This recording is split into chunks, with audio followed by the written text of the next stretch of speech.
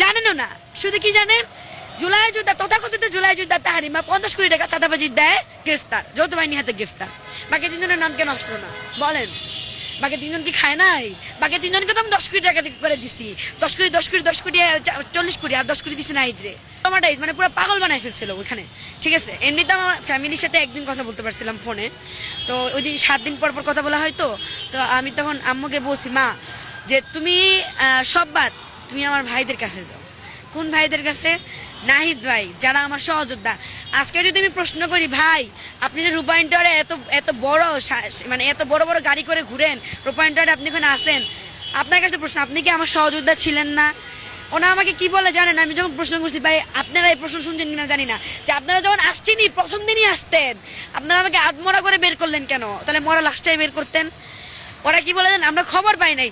আমাকে যখন যৌথ বাহিনী অ্যারেস্ট করে, আপনারা কি এটা প্রকাশ করেন নাই যে 50 কোটি টাকা দায়ে যৌথ বাহিনী অ্যারেস্ট করে তথাকথিত জুলাই যোদ্ধা তাহারিমা জান্নাত সুরভি প্রকাশ করেন নাই? ওনারা কি দেখেন নাই? সেটা ওরা কি বলে জানেন? আমি বলি, আমি আজকে একটা কথা বলি শোনেন।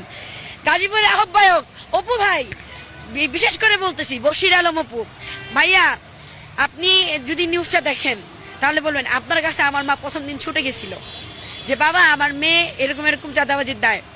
আমি বলি, এই মামলাটা যখন হয় প্রথমেই আমি ভাইয়াকে যে ইনফর্ম করছিলাম, ওই যে ছাত্র শক্তির গাজীপুরের আহ্বায়ক, যে ভাইয়া যে আমার এরকম এরকম একটা মিথ্যা মামলা দিচ্ছেন, এই মামলা কিছুই না, জুলাই যোদ্ধাদের এরকম মরিত মামলা হয়, এরকম বলছে। যখন আমাকে অ্যারেস্ট করে নিয়ে গেল, ওনারা কিছু না আগে নাই জানেন, কারণ সেন্ট্রাল থেকে কিছু বলে নাই, আর সেন্ট্রাল বলে আমাদের কিছু জানানো হয় নাই। বুঝছেন রাজনীতি কি? বুঝছেন রাজনীতি কোথায়?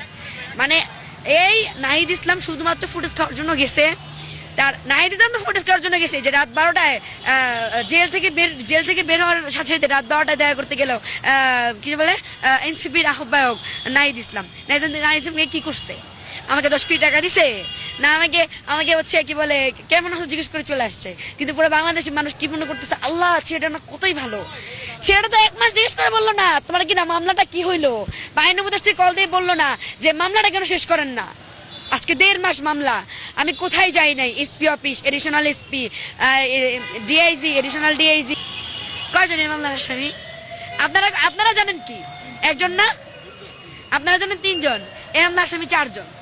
বাকি 3 জনের নাম আপনারা বলতে পারবেন? জানেনও না, শুধু কি জানেন, জুলাই যোদ্ধা তথাকথিত জুলাই যোদ্ধা তাহারিমা 50 কোটি টাকা চাঁদাবাজি দেয়, গ্রেফতার, যৌথ বাহিনী হাতে গ্রেফতার। বাকি 3 জনের নাম কেন আসলো না বলেন? বাকি 3 জন কি খায় নাই? বাকি 3 জনকে তো আমি 10 কোটি টাকা করে দিচ্ছি, 10 কোটি 40 কোটি আর 10 কোটি